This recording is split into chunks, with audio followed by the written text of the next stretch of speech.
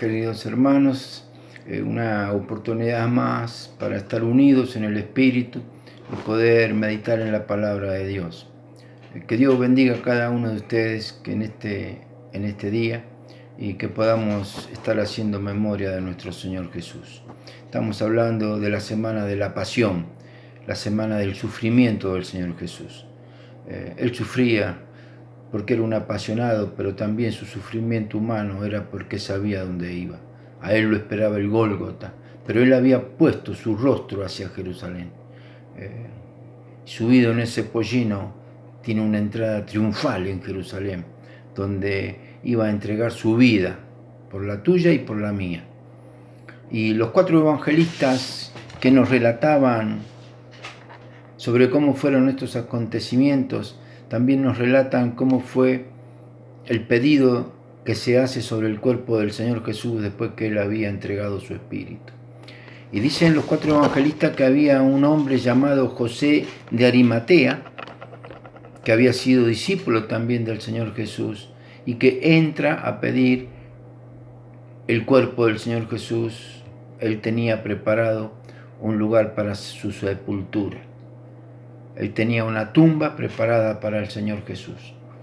Y los 4 evangelistas hacen relatos que yo quisiera en este momento resaltar algunos de ellos rápidamente para que nos ubiquemos en la situación.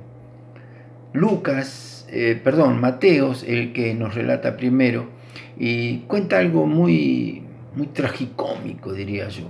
Cuando van los sacerdotes y los fariseos a verlo a Pilato y le dicen: Señor Pilato, nos acordamos que aquel engañador dijo que iba a resucitar al tercer día. Así se refieren a Jesús los sacerdotes, los fariseos, la autoridad religiosa del momento. Este engañador, que lo único que había hecho era bendecir al pueblo, sanando, dando de comer, liberando. Es toda la historia que vos y yo la conocemos. Los milagros que hizo el Señor Jesús, los muertos, los ciegos que vieron, los paralíticos que caminaron. Pero para estos sacerdotes, para estos fariseos, era un engañador. Marcos también en su relato dice algo muy interesante cuando se refiere a José de Arimatea. Dice que entró osadamente a Pilato para pedir el cuerpo del Señor Jesús. Entró decidido, entró con coraje, con valentía, porque esa es una persona osada. Por más peligrosa que sea la situación, por más delicado el momento, este hombre, José de Arimatea, era osado, era valiente, era fuerte, y fue a pedir el cuerpo de su maestro. Y se lo dio Pilato.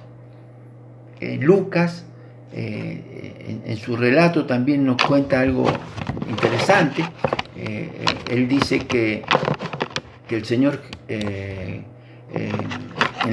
al lugar que va, a la tumba que iba, dice que estaba en una peña y que nunca nadie había usado esa peña. Dice en el verso 53, en el cual aún no se había puesto a nadie.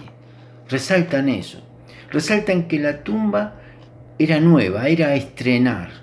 Y yo digo, como el burrito que entró Jesús, el pollino, también era un burrito que nadie había montado. Y estos evangelistas resaltan que la tumba era nueva, era a estrenar. Y Juan, muy interesante, dice el verso 41 del capítulo 19. Y en el lugar donde había sido crucificado, había un huerto. Y en el huerto un sepulcro nuevo, en el cual no había sido puesto ninguno. En el huerto, allí dice Juan que fue crucificado el Señor Jesús. Y en el huerto estaba su tumba preparada para él. ¿Qué es un huerto? Un lugar donde crecen verduras, hortalizas, donde crecen frutas, flores, donde crecen plantas aromáticas. Ese es el huerto. Y Jesús hoy, ¿dónde está Jesús? En nuestro corazón. Examinemos qué perfume, qué está saliendo de nuestro corazón, porque ahí está Jesús. Ojalá haya flores aromáticas en nuestro corazón.